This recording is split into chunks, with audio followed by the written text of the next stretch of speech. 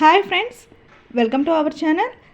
Curries ఏం లేకపోయినా కూడా ఈ ఒక్క పచ్చడితో అన్నం అంతా కూడా తినేసేయొచ్చండి. ఎంతో రుచిగా ఉండే పల్లి టమాటా కొత్తిమీర పచ్చడిని ఏ విధంగా తయారు చేసుకోవాలో ఇప్పుడు చూసేద్దాం. ప్యాన్లో 1 టేబుల్ స్పూన్ ఆయిల్ వేసుకొని హీట్ అయ్యాక ఇందులో వేరుశనగపప్పు వేసుకొని ఫ్రై చేసుకుందాము.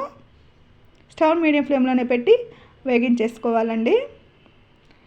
ఈ పల్లీలు ఈ విధంగా వేగిన తర్వాత వీటిని మిక్సీ జార్లోకి తీసేసుకుందాము. ఇప్పుడు అదే ప్యాన్లో ఒక 10 పచ్చిమిర్చిని ఈ విధంగా తుంచి వేసేసుకున్నాము. ఇక ఆ పచ్చిమిర్చి యొక్క ఘాటును బట్టి ఎక్కువ తక్కువ అడ్జస్ట్ చేసుకుంటే సరిపోతుంది. ఇక వీటిని కూడా మిక్సీ జార్లోకి తీసుకుందాము.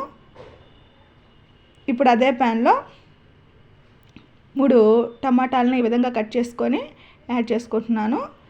ఈ టమాటా అంతా బాగా మెత్తపడి మనకి ఫ్రై అయిపోవాలి. ఈ విధంగా రెడీ అయిన తర్వాత ఇప్పుడు ఇందులో కొంచెం చింతపండును వేసుకుందాము.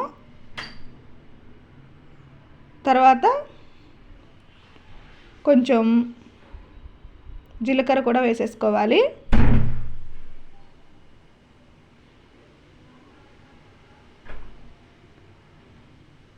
ఇది ఈ విధంగా వేగిన తర్వాత ఇప్పుడు ఇందులో కొత్తిమీర వేసుకుందామండి. మనకి కొత్తిమీర అనేది ఎక్కువ వేగనక్కర్లేదు. ఇప్పుడు ఇందులో కొంచెం పసుపు, అలాగే 2 వెల్లుల్లి రెబ్బలను వేసుకోవాలి. ఇక ఆ వెల్లుల్లి రెబ్బలు అనేవి మీరు మిక్సీ జార్లో అయినా వేసుకోండి. నేనైతే డైరెక్ట్గా ఇక్కడే వేసేసాను. ఇప్పుడు స్టవ్ ఆఫ్ చేసేసుకొని మిక్సీ జార్లో టేస్ట్కి తగ్గట్టుగా సాల్ట్ వేసేసుకొని ఒకసారి మిక్సీ పట్టుకొని ఆల్రెడీ మనం రెడీ చేసి పెట్టుకున్న టమాటా గుజ్జును కూడా వేసేసుకోవాలి. మనకి ఇది మెత్తటి పేస్ట్లా కాకుండా పల్స్ మోడ్లో కొంచెం బరగ్గానే మిక్సీ పట్టుకోవాలి.